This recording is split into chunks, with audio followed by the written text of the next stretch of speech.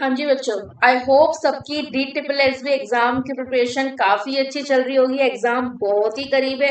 कुछ नहीं पता कब नोटिफिकेशन आ जाए, कब एग्जाम की डेट आ जाए, कब आपके एडमिट कार्ड्स अवेलेबल हो जाए। के तो ये जो वीडियो है ये जीके और जीएस के लिए है।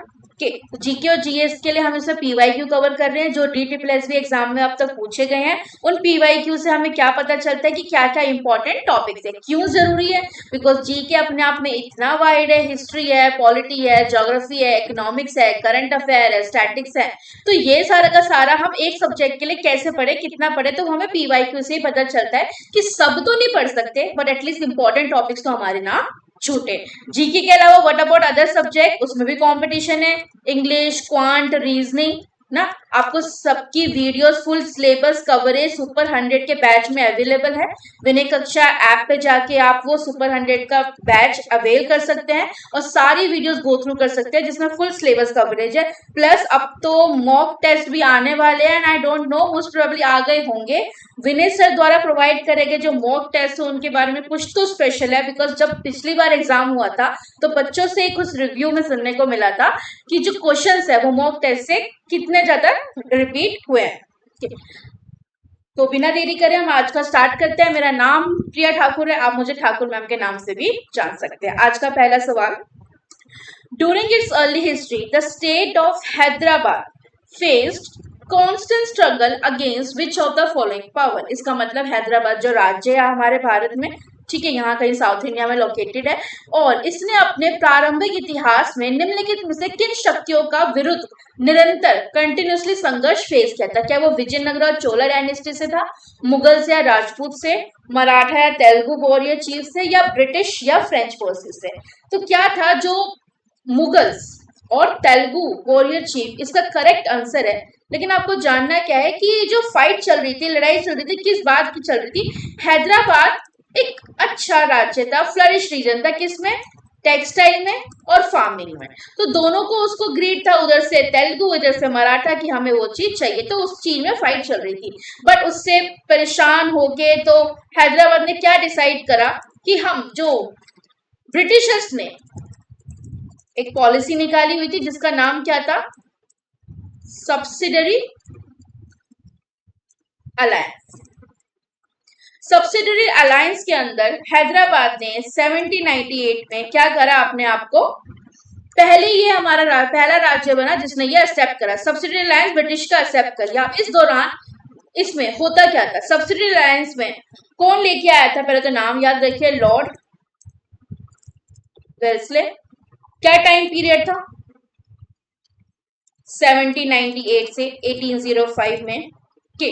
तो इसमें क्या होता था, ब्रिटिशर्स ये बोलते थे कि आपके राज्य में हम अपनी आर्मी प्रोवाइड कर देंगे, वो आपको प्रोटेक्शन देगी। बिकॉज हैदराबाद बहुत परेशान हो गया था इन फाइट से, इन रूलर्स के इन्वेड से। तो प्रोटेक्शन मिलेगा आर्मी के वजह से, और हमें क्या देना पड़ेगा, राज्य को बदले में क्या देना पड़ेगा, उनको थोड़ा सा लैंड का हिस्सा देना पड़ेगा जहां पे ब्रिटिश के रेजिडेंट होंगे और जहां पे ये लोग रहेंगे। ठीक है, तो वो क्या कहलाते थे, रेजिडेंट कहलाते थे।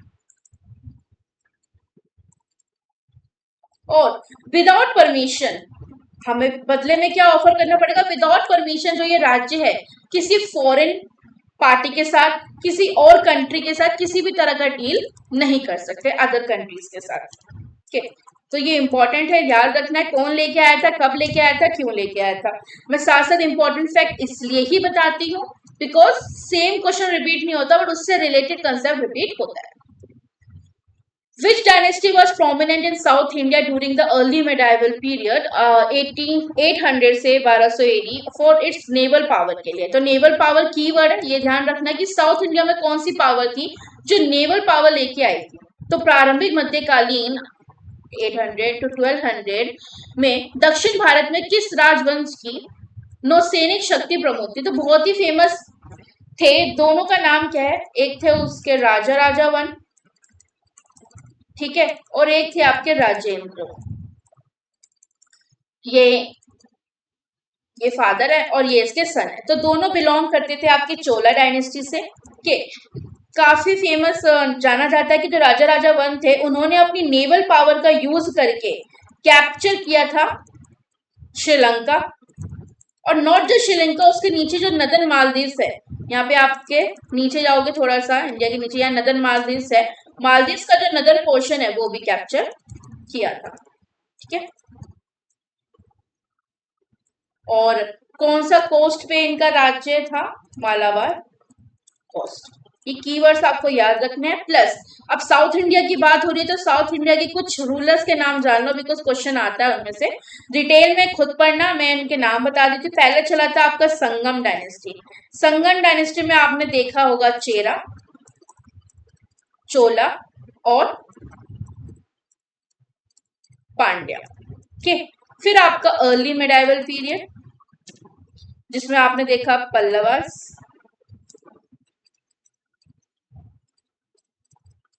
चालुक्यास और राष्ट्रकूटास। ये सब साउथ इंडियन में रूलर्स आए थे वन बाय वन, और कुछ पैरेलल चल रहे थे साथ में। और फिर आपका आता है लेट मेडिवल पीरियड, उसमें आपने देखा इंपीरियल चोलास,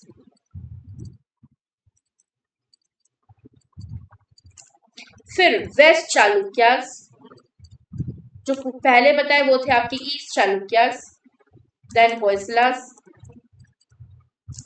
देन आपका काकतियास और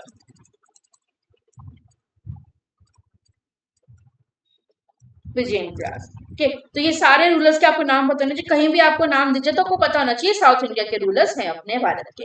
next, which of the following revolutionary leader killed AMT Jackson district magistrate of Nashik?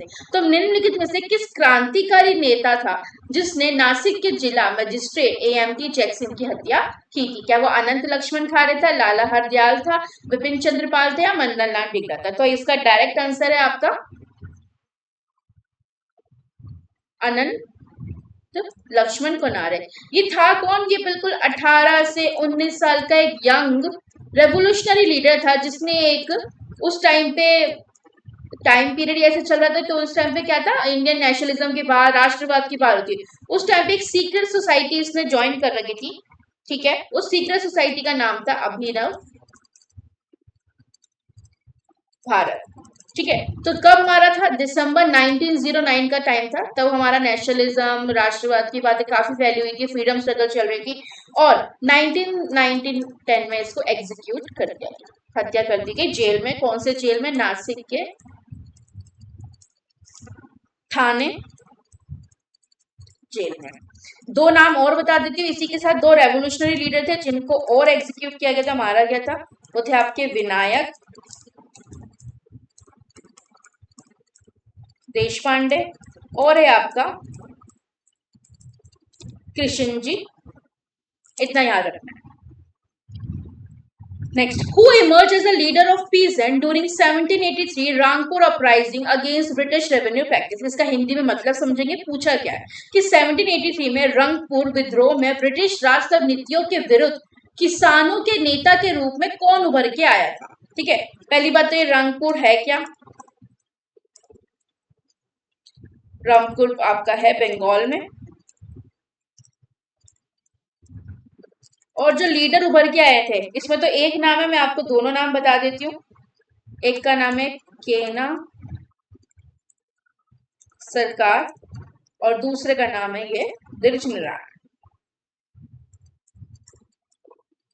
MCQ में लिखा हुआ है। ठीक है, तो करेक्ट आंसर मुझे मिल चुका है। और कौन से साल में हुआ था? 1783 में हुआ था।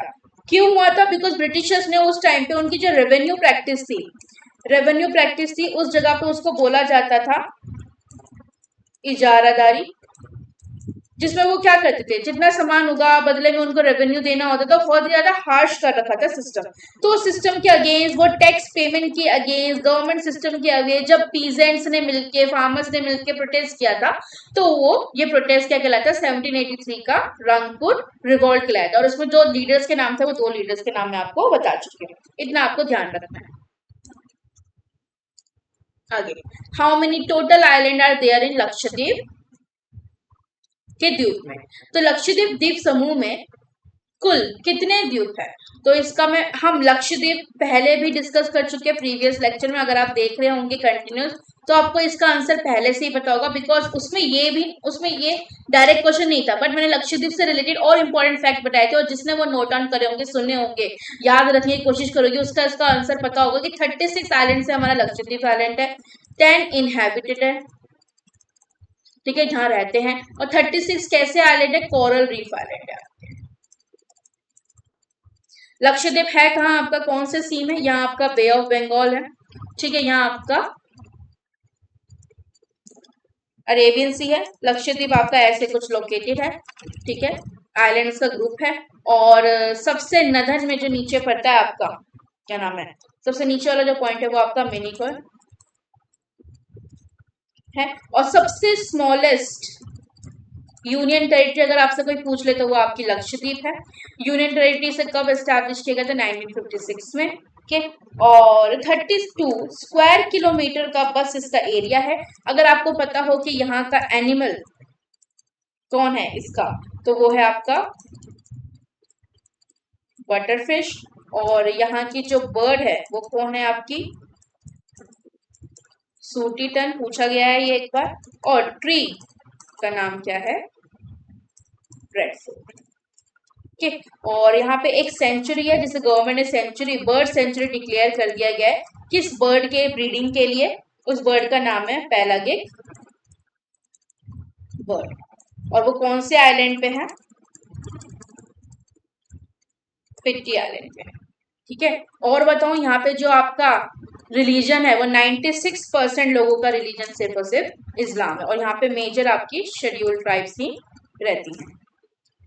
लैंग्वेज कौन सी बोली जाती है? ऑफिशियल लैंग्वेज मलयालम है, ठीक है, और एक मल लैंग्वेज भी बोली जाती है मिनिकॉय आइलैंड। इतना ध्यान रखना है, कोई भी क्वेश्चन आपसे पूछा जा सकता है लक्षद्वीप के बारे में, आपकी बहुत इंपॉर्टेंट यूनियन टेरिटरी है, तो उससे रिलेटेड इतना तो पता होना चाहिए। Who was the founder of Gwalior घराना, a style of Hindustani classical music? Gwalior घराना क्या है? देखिए, आपके जो हिंदुस्तान की क्लासिकल म्यूजिक है, हिंदुस्तानी शास्त्रीय संगीत है, उसके कुछ स्कूल्स होते हैं, ठीक है, तो उस स्कूल्स में से ग्वालियर घराना एक स्कूल है, तो ये सबसे वन ऑफ द ओल्डेस्ट, ठीक है, ट्रेडिशनल हिंदुस्तानी क्लासिकल म्यूजिक है। तो इसकी स्टार्टिंग कुछ कैसे हुई थी? आपके महाराजा, ठीक है, मान Singh Tomar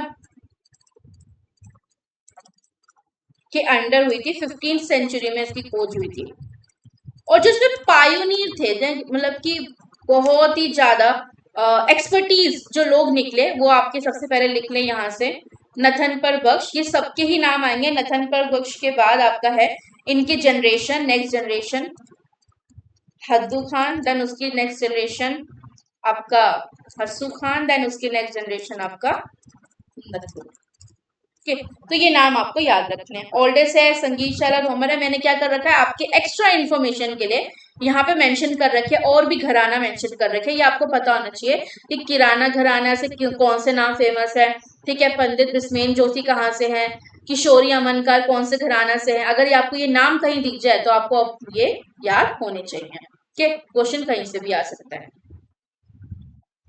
next, which of the following channel separate करता है आइलैंड ऑफ मिनिकॉय? फिर से आ गया हमारा मिनिकॉय का आइलैंड का क्वेश्चन फ्रॉम द लक्षद्वीप। मैंने इस बार डायग्राम दी है, तो बहुत अच्छे से जिसको मैप याद रहता है आधे क्वेश्चन तो वो वहीं से सॉल्व कर देते हैं, कंसेप्ट वहीं से क्लियर हो जाता है। तो यहाँ पे लक्षद्वीप आइलैंड है, उसका ये बिग पिक्चर है जो आपको ये ब्लू में दिख रहा है, लाइट ब्लू में, अरेबियन सी है, ठीक है, और ये रहा मेरा मिनिकॉय आइलैंड, ठीक है। मिनिकॉय आइलैंड, यहाँ से मेरा जो इंडिया स्टार्ट होता है ये 8 डिग्री से स्टार्ट होता है।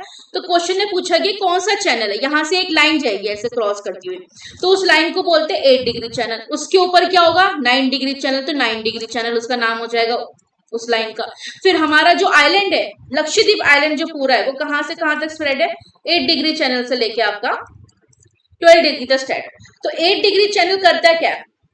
निम्नलिखित में से कौन सा चैनल मिनिकॉय द्वीप को मुख्य लक्षद्वीप समूह से अलग करता है? तो जो मैं आपको दिख रहा है, आपको अपना मिनिकॉय आइलैंड दिख रहा है, तो जो 8 डिग्री चैनल है ये मिनिकॉय को सेपरेट कर रहा है, किससे?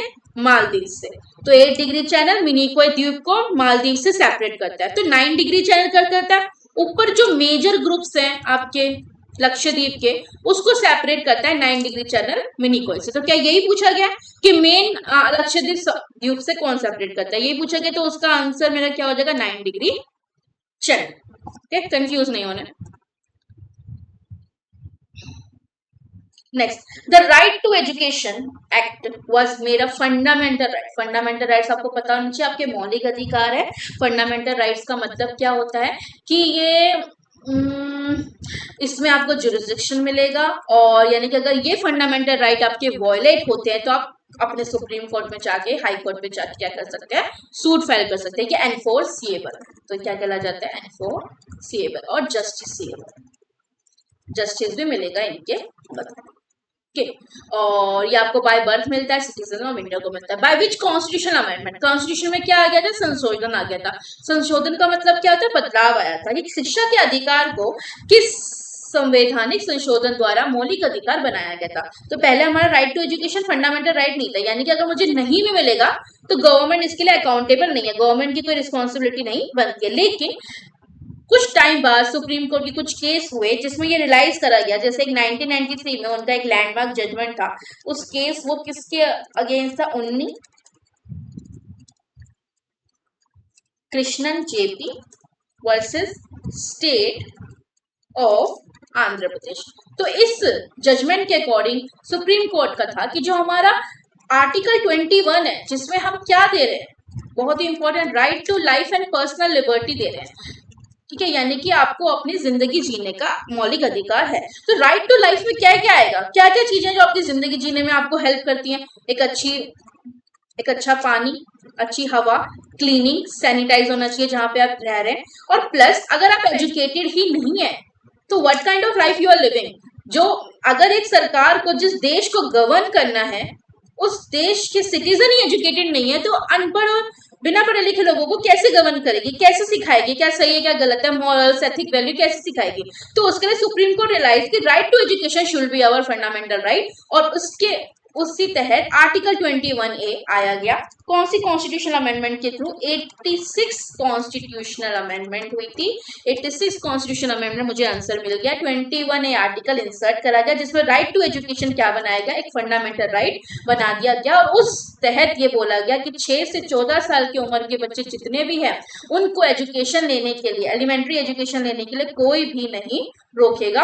और गवर्नमेंट स्कूल में तो ये बिल्कुल ही फ्री प्रोवाइड करी जाएगी। प्राइवेट स्कूल्स के लिए इतना हो गया कि 25% सीट्स आपको रिजर्व रखनी है अपने स्कूल में, किसके लिए, EWS category, economically weaker section लोग, जिसके लिए आपका एक इनकम सर्टिफिकेट बनता है, और उसमें अगर आपकी इनकम बताई गई लिमिट से 4 लाख 6 लाख रुपए से कम होती है तो आपको वहां पे सीट आपके लिए रिजर्व रहेगी। EWS के स्टूडेंट वहां पे 25% बैठेंगे है।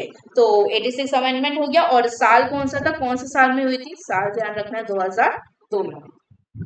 और राइट टू एजुकेशन एक्ट आपका एक्ट कब बना था, दैट इज इम्प्लीमेंटेड इन 2009।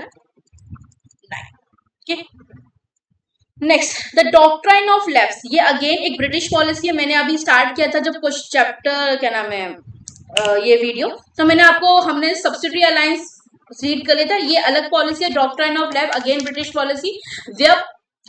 व्यपकर सिद्धांत ने किसे प्रभावित किया, तो अब जब डॉक्ट्राइन ऑफ लैप्स आया तो इसके होने से हुआ क्या क्या। तो पहले तो हमें ये बता दो मैम कि डॉक्ट्राइन ऑफ लैप्स क्या होता है। अगर आपने प्रीवियस वीडियोस देखे तो मैंने वहां पे भी डिस्कस कर रखा है, और अगर वो पता हो तो आप इसका आंसर अभी कर देते हैं। ओके, लेकिन फिर भी मैं बता देती हूँ ये कब आया था, 1848 में, 57 तक रहा। ठीक है, 1858 में बहुत मेजर चेंज आया था। वो मेजर चेंज आपको पता होना चाहिए, मुझे थोड़ा बताना कि ब्रिटिशर्स ने क्या किया था।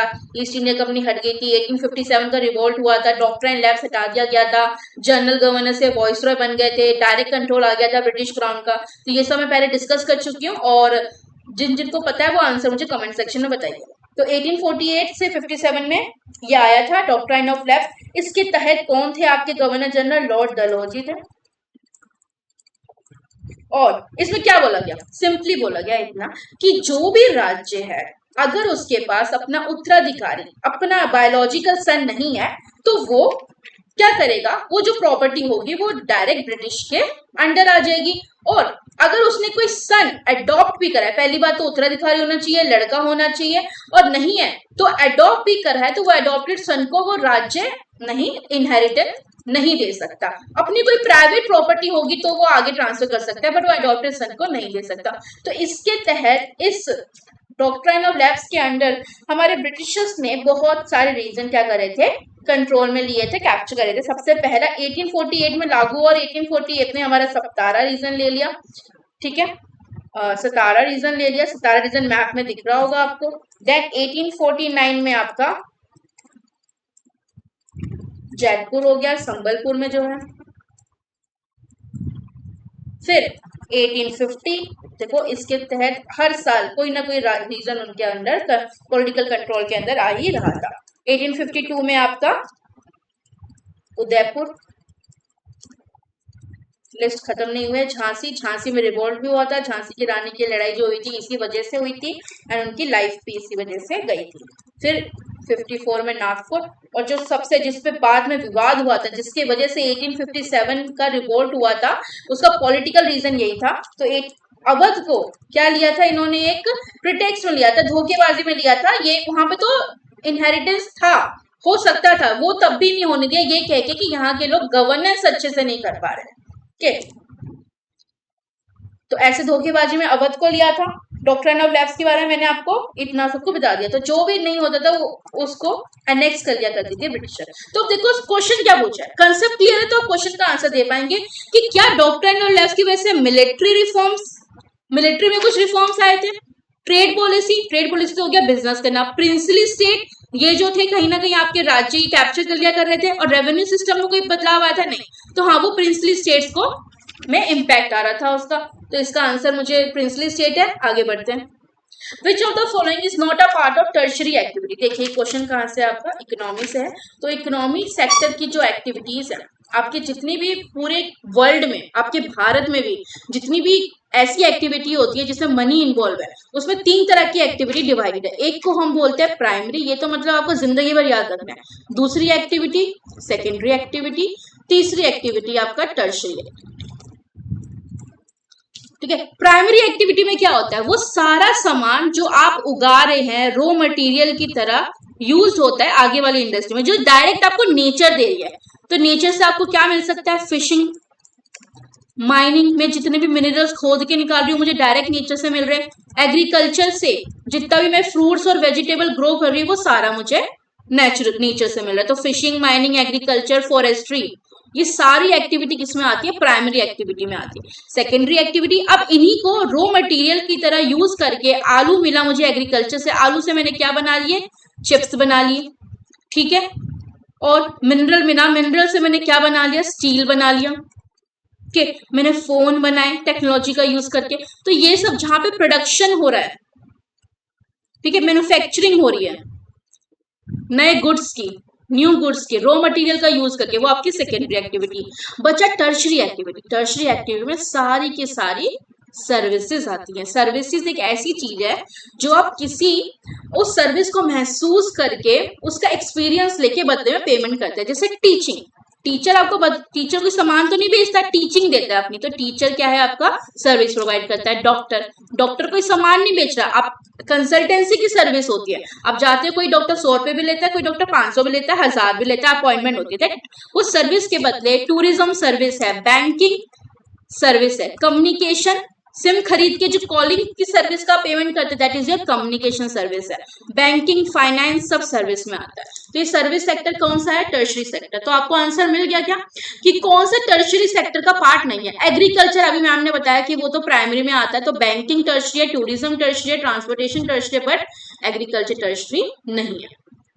Which article of Indian Constitution deals with the status of Union Council of Minister? ठीक है, तो यूनियन काउंसिल ऑफ मिनिस्टर क्या होता है, जो आप जो भी पार्टी जीतती है, जैसे मान लो बीजेपी पार्टी जीतती है मेजोरिटी ऑफ वोट से, ठीक है, जितने भी वो मेंबर्स होंगे लोकसभा में बैठेंगे, उसमें से कुछ मेंबर्स क्या बनते हैं, काउंसिल ऑफ मिनिस्टर बनते हैं, जिसका हेड कौन होता है, प्राइम मिनिस्टर होता है। काउंसिल ऑफ मिनिस्टर में मिनिस्ट्री दी जाती है, जैसे मिनिस्ट्री ऑफ डिफेंस किसी पर्सन को दे दी, मिनिस्ट्री ऑफ एजुकेशन किसी और लीडर को दे दी, उसमें से मिनिस्ट्री ऑफ रेलवे किसी और लीडर को दे दी, रोड एंड ट्रांसपोर्टेशन किसी को दे दिया, डिफेंस किसी और को दे दिया, और बहुत सारी होती है, एजुकेशन वाली किसी और को दे दी, ह्यूमन रिसोर्स वाली किसी और को दे दी, वाटर से रिलेटेड किसी और को दे दी। तो ये सारी की सारी ऐसे मिनिस्ट्री डिवाइडेड होती है मिनिस्टर्स के अंदर, वो काउंसिल ऑफ मिनिस्टर बनाती है। अब आर्टिकल पूछा है तो आर्टिकल, डायरेक्ट आर्टिकल आपको पता होना चाहिए कि आर्टिकल 74 कहता है, क्या कहता है, there shall be a council of minister which head by prime minister. तो हमारा शेल का मतलब होता है कंपलसरी, मैंडेटरी है कि हमारा काउंसिल ऑफ मिनिस्टर होना ही चाहिए, जो हेड कौन करेगा, प्राइम मिनिस्टर करेगा। तो 74 deals with status of council of minister, इसका 74 है। 75 क्या कहता है, 75 कहता है कि जो काउंसिल ऑफ मिनिस्टर है और ये जो प्राइम मिनिस्टर है, prime minister should be appointed by, prime minister elect नहीं होता, प्राइम मिनिस्टर अपॉइंट होता है, और इस पे भी कई बार क्वेश्चन आया हुआ है, इवन यूपीएससी तक में ये क्वेश्चन पूछेगा, ठीक है। तो prime minister appointed by president and all other minister are also appointed by president on the advice of prime minister, prime minister advice करता है, ओके। अब जो आपको पता होना चाहिए इसमें स्पेशल कि आर्टिकल 74 में जो डाला गया था कि there shall be a council of minister, ये किसमें डाला गया था, 42nd अमेंडमेंट आई थी आपकी 1976 में काउंसिल ऑफ मिनिस्टर को लेके, ये बताना चाहिए। देन आपकी 44th अमेंडमेंट आई थी जिसमें ये बोला गया था कि जो कोई डिसीजन अगर काउंसिल ऑफ मिनिस्टर मिलके लेती है और वो प्राइम प्रेसिडेंट को भेजती है असेंट के लिए कि प्रेसिडेंट उसको अपना अप्रूवल दे, तो प्रेसिडेंट उसको रिकंसिडरेशन के लिए वापस भेज सकता है। अदरवाइज रिकंसिडरेशन करने के बाद जब वो दोबारा प्रेसिडेंट पे जाएगा तो प्रेसिडेंट को असेंट देना होता है या अप्रूवल देना होता है। ये किस में डाला गया था, ये 44th अमेंडमेंट 1978 के थ्रू डाला गया था, ठीक।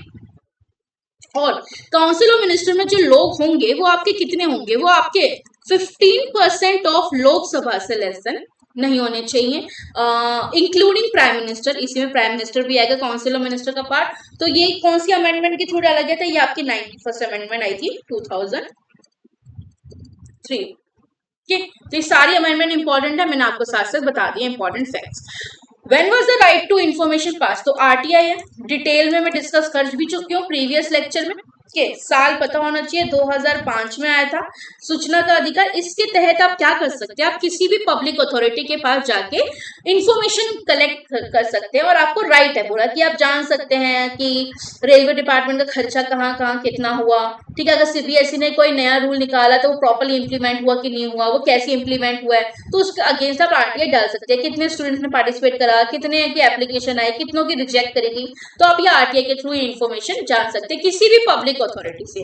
तो आरटीआई 2005 का जो एक्ट है उसमें सेक्शन 2 भी हमें ये बताता है कि सारी की सारी पब्लिक अथॉरिटी, चाहे वो स्टेट की हो चाहे वो सेंट्रल की कंट्रोल में हो, इवन एनजीओ भी किसका पार्ट है, आरटीआई के अंदर आती है, आप किसी को भी अप्रोच कर सकते हैं। दूसरा इसका सेक्शन 4 ये बताता है कि मैंडेटरी है, बिना हमारे पूछे जाने मैंडेटरी है कि हर पब्लिक अथॉरिटी अपना बजट डिस्प्ले करेगी और अपने फंक्शंस को एक्सप्रेस करेगी, चाहे वेबसाइट के थ्रू या ऑन पेपर या सॉफ्ट कॉपी में, कि क्या क्या फंक्शन परफॉर्म करने की उनकी ड्यूटीज है। देन उसके बाद कि अगर कुछ, इसका सेक्शन 8 ये कहता है अगर आप कुछ ऐसा पूछ रहे जो नेशनल सिक्योरिटी के अगेंस्ट जा सकता है, मान लो आपने ये पूछ लिया कि न्यूक्लियर पावर है उसमें क्या क्या चीजें हैं, कब ये है, कब उससे रिलेटेड ये रूल है क्या नहीं है, अगर कुछ ऐसी सीक्रेट इन्फॉर्मेशन आपने पूछ ली तो वो आपको बताना जरूरी नहीं है। तो नेशनल सिक्योरिटी के अगेंस्ट अगर कोई इन्फॉर्मेशन है तो वो बताना आपको जरूरी नहीं है, उसका रिप्लाई नहीं भी आएगा तो उसको कोई उस पर क्वेश्चनिंग नहीं होगी। दूसरा कोई पर्सनल और प्राइवेट इन्फॉर्मेशन भी आप नहीं पूछ सकते किसी गवर्नमेंट एम्प्लॉयज की। मान लो आप किसी नीति आयोग का कोई मेंबर, आप उससे ये पूछ रहे हो कि उसकी सोर्स ऑफ इनकम कहाँ से है, कितनी टोटल सोर्स ऑफ इनकम है, तो ये सब आप उनसे पर्सनल इन्फॉर्मेशन नहीं कलेक्ट कर सकते आरटीआई के अंदर। और इसका सेक्शन 20 बहुत इंपॉर्टेंट है जो पेनल्टी लगाता है कि अगर आपका जो पब्लिक इन्फॉर्मेशन ऑफिसर होता है जिसकी ड्यूटी होती है रिप्लाई करना, अगर वो डिले कर देता है रिप्लाई, डिले माने 30 डेज का डिले कर दिया और 48 आवर में आंसर करना होता है अगर किसी की लाइफ और लिबर्टी से रिलेटेड कोई क्वेश्चन है तो अगर नहीं करा उसने तो 25,000 की उसकी क्या होती है, पेनल्टी होती है, ठीक है। 48 आवर 30 डेज ध्यान रखना है और आंसर आपको मिल चुका है 2005। नेक्स्ट कि विच of the following river does not form a delta, तो नदी, तो निम्नलिखित में से कौन सी नदी है आपने मुहाने पर डेल्टा नहीं बनाती है। तो पहली बात तो नदी डेल्टा क्या है, नदी तो पता ही है, ठीक है। अब नदी जब क्या करती है, समुद्र से मिलने जा रही होती है, तो समुद्र से मिलने जाने से पहले वो यहाँ पे ऐसे ट्रायंगुलर शेप का, जिसको हम ट्रायंगुलर शेप भी कह सकते हैं, या फिर एक फैन शेप जैसा, ये दिख रहा है पंखे जैसा शेप का एक क्या बनाती है, माउथ बनाती है। तो वो पोर्शन क्या कहलाता है, इसका डेल्टा कहलाता है। थोड़ी थोड़ी जमीन होती है और नदियों के बहुत सारे हिस्से हो जाते हैं। तो इसमें क्या है, land form by the deposition at the river. तो बिकॉज रिवर अपने साथ क्या लेके आती है, समुद्र जब ऊपर वो पहाड़ों से बहती हुई आती है तो अपने साथ बहुत सारे मिनरल्स, सिल्ट और सैंड, क्ले, ये सब लेके आती है। और इनमें बहुत फर्टिलिटी इम्पोज होती है, तभी आपके जो गंगा ब्रह्मपुत्र प्लेन है वो बहुत ही क्या है, फर्टाइल है। बिकॉज गंगा पहाड़ों से मिनरल्स, नाइट्रोजन, फॉस्फोरस, मैग्नीशियम ये सब लेके आती है, जिससे जो जमीन है फर्टाइल बनती है और पौधे उगाने में मदद मिलती है। तो यूजुअली ट्रायंगुलर शेप बनाती हुई आती है, रिवर स्प्लिट हो जाती है, डिस्ट्रीब्यूटिव बनाती है, और common where river enter a sea और लेक। और ये यूजुअली वहीं देखने को मिलते हैं जहां पे आपके सी और लेक है। तो मैंने ऊपर लिखा हुआ है delta forming river, Ganga, Brahmaputra, Mahanadi, Godavari, Krishna, Kaveri, और जो सब बे ऑफ बंगाल में जाके मिलती है ऑलमोस्ट। तो ये सारी आपकी डेल्टा बनाती है, इनके नाम आपको पता होना चाहिए। एस्चुरी भी बनाती है, ठीक है। जब यहाँ पे डेल्टा पूछा था तो मुझे लगा एस्चुरी बता दो, वो भी इंपॉर्टेंट है, बिकॉज उससे भी क्वेश्चन आ जाता है कि जब कोई tidal river mouth where fresh water mixes with sea, जहाँ पे नदी का तो साफ पानी आ रहा है और यहाँ समुद्र का कैसा पानी है, सॉल्टी पानी है, ठीक है, ब्रैकिश भी बोलते हैं इसे, ठीक है, इसके साथ मिलने वाली होती है। यूजुअली ये डेल्टा नहीं बना रही, लेकिन इसने क्या बना लिया, ऐसे फनल शेप होता है जिससे आप तेल डालते हैं, ठीक है, कोई लिक्विड वाली चीज ऐसे डालते हैं, फिर ऊपर बोतल से भरते हैं, तो ऐसा फनल शेप बनाती हुई आती है। और strong ties keep main opening, तो उससे स्ट्रॉन्ग टाइज जो बहाव आ रहा है उससे वजह से इसका ओपन बनता है ऐसे माउथ। तो वो क्या बनाता है, एस्चुरी बनाता हुआ आता है। यहाँ पे थोड़े पेड़ वगैरह उग जाते हैं फर्टिलिटी की वजह से, यहाँ पे कुछ जानवर वगैरह रहना स्टार्ट कर देते हैं, तो बायोटिक आबायोटिक मिलजुल के रहना स्टार्ट कर देते हैं। तो बहुत बड़ी फेमस हमारे भारत में फेमस एस्चुरीज भी हैं। आप मुझे बताइए कौन कौन सी हैं, कमेंट सेक्शन में। देखिए कुछ तो पढ़ रहे हो, कुछ फैक्ट हमारे साथ साथ कलेक्ट हो। और नो एस्चुरी, जो ये एस्चुरी नहीं बनाती, नर्मदा, तापी, साबरमती, माही। तो आपको आंसर मिल गया, which river does not form delta, Krishna बनाती है, महानदी बनाती है, गंगा बनाती है, नर्मदा नहीं बनाती। करेक्ट आंसर मुझे मिल गया। National legal service authority which was constituted to provide free legal services देंगे, weaker section of the society को देंगे, और ऑर्गेनाइज करेंगे लोक अदालत फॉर एमिकेबल सेटलमेंट के लिए, डिस्प्यूट जल्दी सेटलमेंट हो जाए। Is house at which court of Delhi, तो ये कहाँ मिलेगा आपको, दिल्ली की कौन से कोर्ट में इसका हाउस है। राष्ट्रीय विविध सेवा प्राधिकरण जो समाज के कमजोर वर्गों को मुफ्त कानूनी सेवाएं प्रदान करने के लिए बनी है और विवादों को सौहार्दपूर्ण निपटाने के लिए लोक अदालत का आयोजन करने हेतु गठित किया गया। दिल्ली के किस न्यायालय में इसका स्थित है, तो आपका जो अपेक्स कोर्ट है आपकी कंट्री का वही दिल्ली है, तो हेडक्वार्टर इसका दिल्ली में ही है और सुप्रीम कोर्ट ऑफ इंडिया में ही एस्टैब्लिश्ड है। तो हमारा एक एक्ट है जिसको हम बोलते हैं लीगल सर्विस अथॉरिटी एक्ट, जो पास हुआ था आपका 1987। इसके अंडर एक नालसा को एस्टैब्लिश करा गया, कौन से साल में, नवंबर 1995 में एस्टैब्लिश करा गया। हेडक्वार्टर इसका न्यू दिल्ली में है।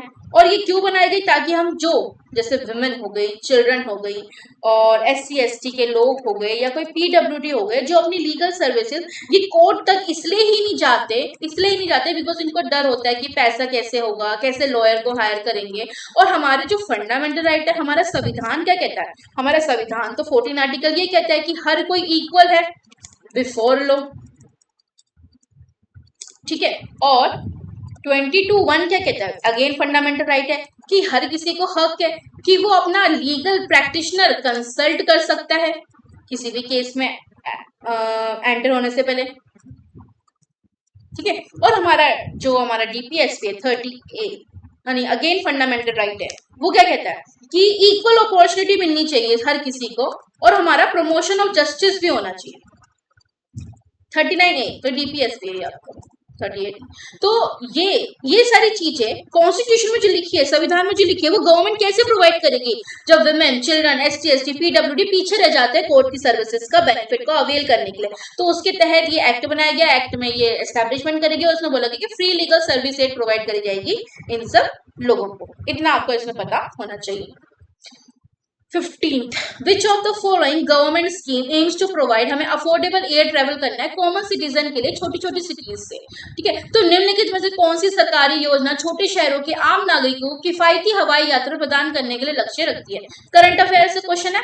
करंट अफेयर आप के पीडीएफ आपको मिले हुए हैं और स्ट्रैटेजी का भी पूरा पीडीएफ आपको मिला हुआ है। उसके लिए आप टेलीग्राम ऐप ज्वाइन कर सकते हैं, हमें डायरेक्टली कोऑर्डिनेट कर सकते हैं, कोई डाउट है तो इंस्टा के थ्रू, और विनय कक्षा ऐप डाउनलोड कर लो सीधा, वहां पे फ्री रिसोर्सेज भी हैं, वहां पे जाके आप अवेल कर सकते हैं, ठीक है। आपको प्ले स्टोर में मिल जाएगा विनय कक्षा ऐप, फ्री रिसोर्सेज है। स्ट्रैटेजी का सुपर 100 अगर आपने बैच ज्वाइन कर रखा है, बहुत सस्ता कर रखा है, उसमें आप पूरा फुल सिलेबस है, English, quant, GK, reasoning, Hindi, 5 subject दे रखे हैं आपको, पूरा फुल सिलेबस कवर है, videos, PYQ, answer, solution, daily target, रोज आप सर के साथ कोऑर्डिनेट कर सकते हैं और अपने डाउट सॉल्व कर सकते हैं और प्रैक्टिस रोज कर सकते हैं, ठीक है। तो वहां से आप अपनी परफॉर्मेंस इंप्रूव कर सकते हैं। तो Sagarmala, regional connectivity scheme, make in India या उड़ान, उड़े देश के आम नागरिक, तो ये फैंसी सा जो नेम है यही इसका आंसर है।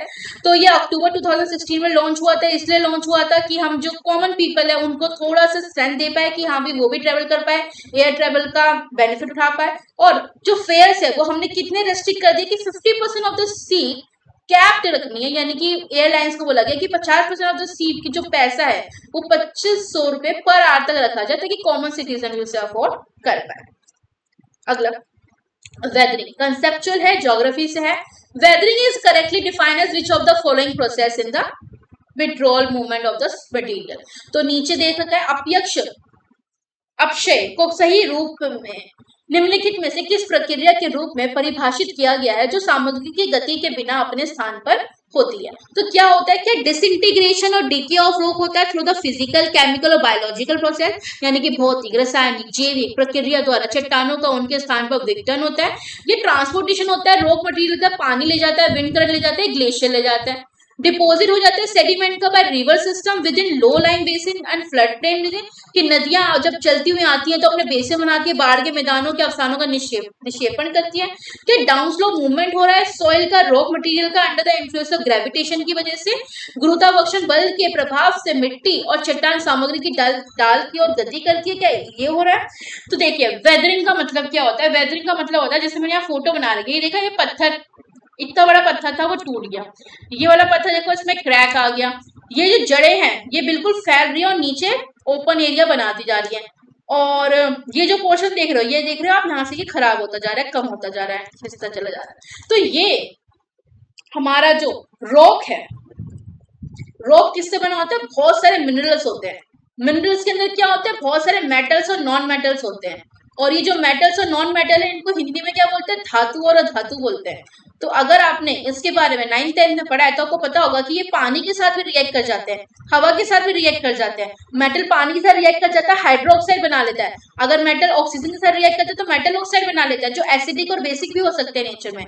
अगर मेटल कोई एसिड मिल जाए तो वो हाइड्रोजन गैस रिलीज करता है। तो जब इतनी सारी रिएक्शंस होती है पानी की वजह से, आने की वजह से, धूल की वजह से, गर्माहट की वजह से, ठंड की वजह से, तो इन सब चीजों की वजह से रॉक टूटता है, पत्थर टूटता है, क्रैक आते हैं, और इसी की वजह से वेदरिंग बहुत इंपॉर्टेंट है, आपका नेचुरल प्रोसेस है, ठीक है, नेचुरल प्रोसेस है, उसको रोकना नहीं चाहिए, उसी से आपकी मिट्टी बनती है, सॉइल बनती है, ठीक है। तो ये पूरा आंसर, इसका फर्स्ट आंसर करेक्ट है कि रॉक का टूटना फिजिकल, केमिकल, बायोलॉजिकल प्रोसेस की वजह से क्या कहलाता है? आपका वेदरिंग कहलाता है। फिजिकल प्रोसेस,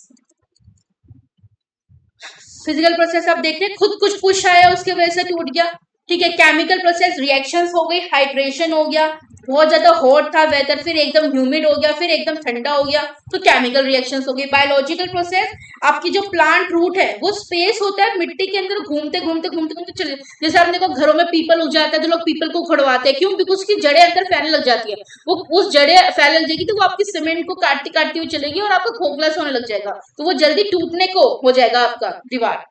फिर और कुछ जानवर ही होते हैं जो गड्ढे खोद देते हैं रहने के लिए, तो बुरो कहते हैं उन्हें, उसकी वजह से आपका बायोलॉजिकल प्रोसेस हो सकता है। लाइकेंस और मॉसेस लग जाते हैं, वो हरी हरी देखिए काई जैसी लग जाती है दीवारों पे, वो मॉसेस और लाइकेंस बन जाते हैं, तो उसकी वजह से आपका वेदरिंग हो सकता है। दूसरी जो डेफिनेशन है वो इंपॉर्टेंट सी लगती है पढ़ने से, क्योंकि ट्रांसपोर्टेशन ऑफ रॉक के particles, running water, wind current और ग्लेशियर जब ये लेके आते हैं ना, जब बहता हुआ पानी कुछ लेके आता है अपने साथ, वो हवाएं कुछ अपने साथ लेके आती है, ग्लेशियर कुछ अपने साथ लेके आती है, फिर कहीं जाके इकट्ठा कर देती है। तो उस कहीं से तो वो हट रहा है, तो उस हटने के प्रोसेस को क्या बोलते हैं? इरोजन।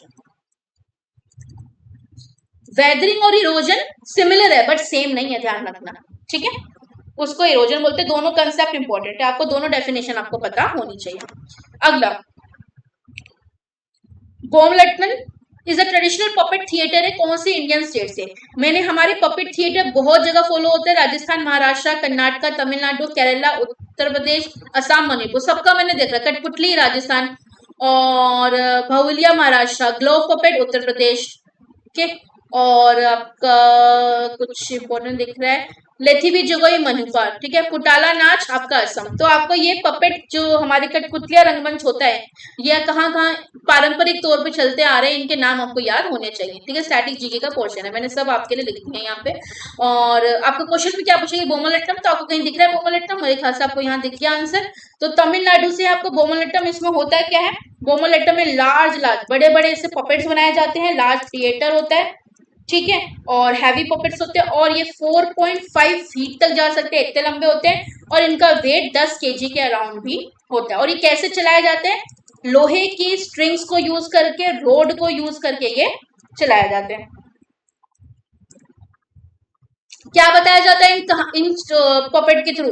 हमारे रामायण की स्टोरी, हमारी महाभारत की स्टोरी, हमारे पुराणास में जो स्टोरी लिखी है वो स्टोरी कन्वे करी जाती है, इतना आपको पता होना चाहिए, ठीक है।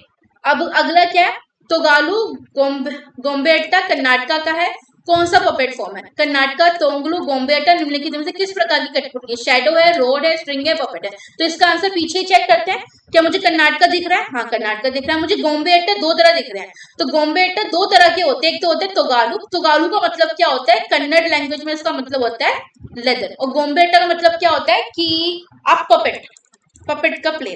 तो लेदर की इसमें क्या बनती है? डॉल्स बनती है। तो आपको क्या बताना चाहिए कि लेदर की इसमें डॉल्स बनती है। और इसमें डिफरेंस क्या है? पीछे आपको डिफरेंस दिख गया होगा। तोगालू ये शैडो के लिए यूज, और ये स्ट्रिंग है।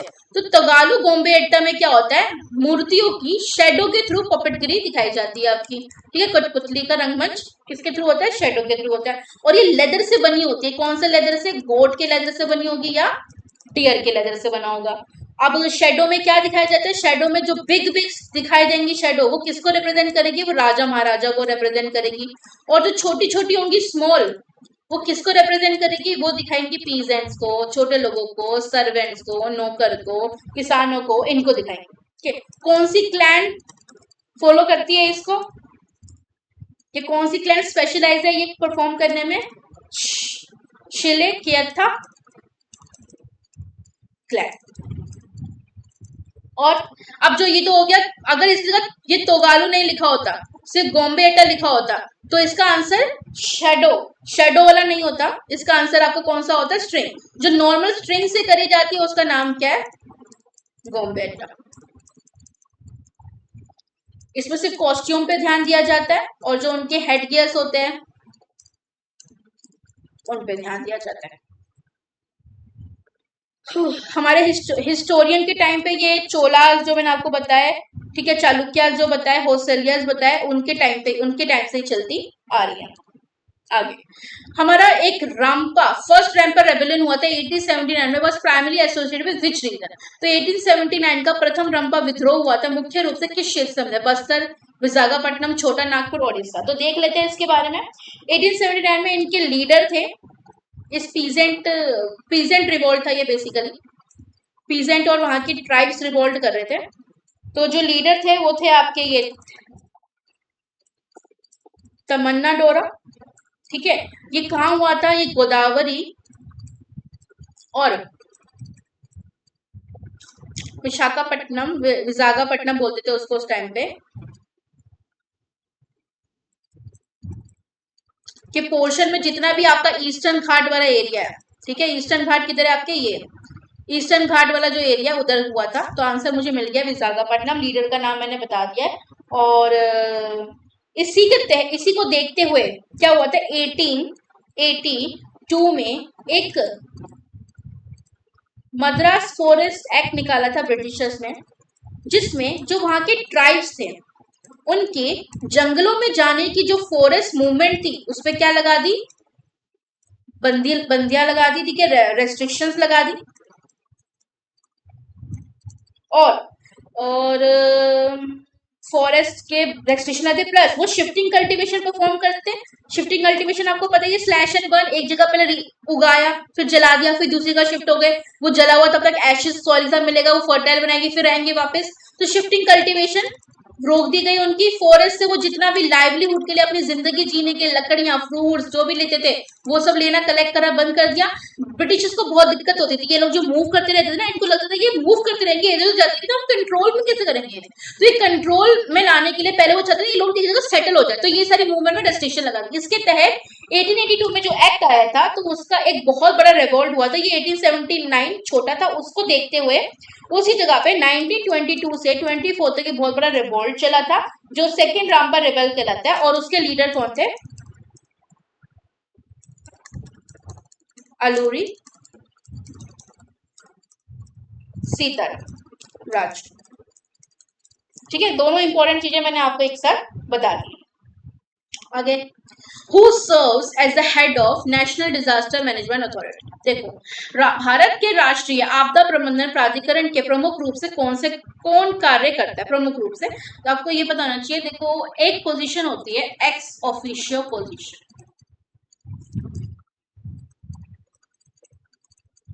इसका मतलब होता है कि अगर आप क्लास के मॉनिटर है, मान लो आपको एक पोजीशन दी गई कि आप क्लास के मॉनिटर है, तो आप बाय डिफॉल्ट गर्ल्स ग्रुप के हेड हो जाएंगे, ठीक है, इस सोसाइटी के हेड बन जाएंगे, मैनेजमेंट के हेड बन जाएंगे, तो वो बाय डिफॉल्ट जो आपको पोजीशन मिलती है वो कहलाती है एक्स ऑफिशियो पोजीशन। तो ऐसी हमारी गवर्नमेंट भी पोजीशंस होती है बाय डिफॉल्ट। अगर जैसे प्राइम मिनिस्टर है तो just because he is prime minister he is the head of NDMA, national disaster management authority. Not just India में, अगर यहाँ पे एनआईसी लिखा होता है, नेशनल इंटीग्रेटेड काउंसिल, तब भी यही आंसर होता। अगर यहाँ पे नेशनल वाटर रिसोर्स काउंसिल लिखा होता तब भी यही आंसर होता। अगर यहाँ पे national board for wild life लिखा होता तब भी यही आंसर होता, ठीक है, NBWL बोलते हैं। और अगर यहाँ पे इंटर स्टेट काउंसिल लिखा होता तब भी यही आंसर होता। और यहाँ पे अगर central research of scientific and industrial research होता, central council of industrial research होता, CSIR जो बोलते हैं उसे, तब भी यही आंसर होता आपका। ठीक, तो प्राइम मिनिस्टर बाय डिफॉल्ट ही is the head of following organization. बहुत इंपॉर्टेंट रह गया नीति आयोग, नीति आयोग के भी चेयरमैन है वो आपके प्राइम मिनिस्टर है। अब आपको ये पता होना चाहिए। और बता देती हूँ, राज्यसभा, राज्यसभा के चेयरमैन कौन है, बिकॉज हमारे पास वाइस प्रेसिडेंट है, बाय डिफॉल्ट ही is the chairman of Rajya Sabha. हमारे जो फाइनेंस मिनिस्टर है, because she is finance minister, she is the head of GST council as per article 279A। आप मुझे ये बतानी है, जो हमारे यूनियन होम मिनिस्टर होते हैं वो जोनल काउंसिल के हेड होते हैं। तो ये कौन कौन सी जोनल काउंसिल है हमारे पास इंडिया में, कौन कौन सी zonal council, north east east west कौन सी है, वो मुझे कमेंट सेक्शन में बताइए। इतना आपको याद रखना है। कोई भी डाउट हो किसी भी तरह का, इंस्टा पे आप कनेक्ट हो सकते हैं, टेलीग्राम से कनेक्ट रहिए, वहां पे रोज प्रैक्टिस हो रही है क्वेश्चंस की, 15-20 क्वेश्चन वहां रोज डालते हैं। तो जितने ज्यादा क्वेश्चन प्रैक्टिस करोगे उतने ज्यादा मेमोराइज कर पाओगे, जितने ज्यादा पॉइंटर्स के नोट्स बनाओगे रिवाइज करोगे उतने ज्यादा मेमोराइज कर पाओगे। पेपर में सब कुछ याद नहीं रहता, क्वेश्चन देख के क्लिक होता है, तो प्रैक्टिस बहुत इंपॉर्टेंट है। कोई डाउट हो तो आप कनेक्ट हो सकते हैं इंस्टा पे, व्हाट्सएप पे और टेलीग्राम पे। दैट्स इट फॉर टुडे, मिलते हैं नेक्स्ट लेक्चर। Thank you.